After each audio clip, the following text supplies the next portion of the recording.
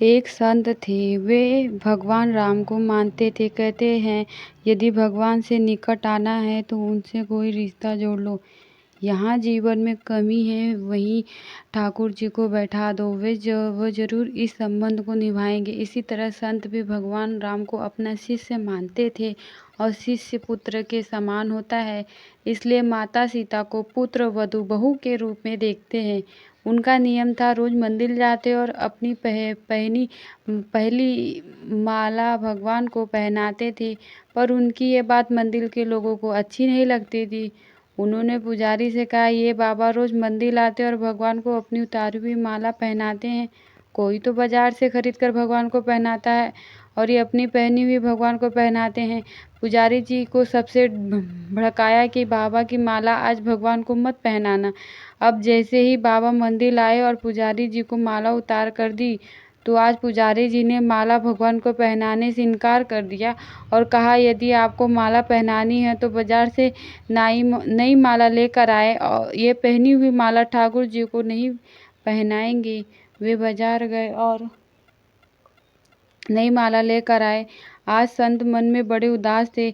अब जैसे ही पुजारी जी ने वो नई माला भगवान श्री राम को पहनाई, तुरंत वो माला टूट कर नीचे गिर गई।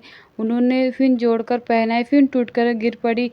ऐसे 3-4 बार किया, पर भगवान ने वो माला स्वीकार नहीं की।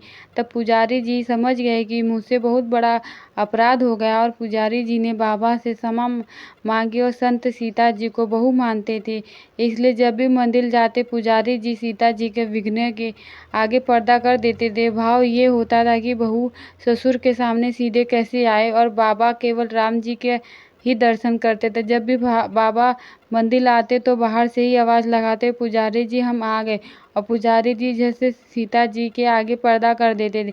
एक दिन बाबा ने बाहर से आवाज़ लगाई, पुजारी जी हम आ गए।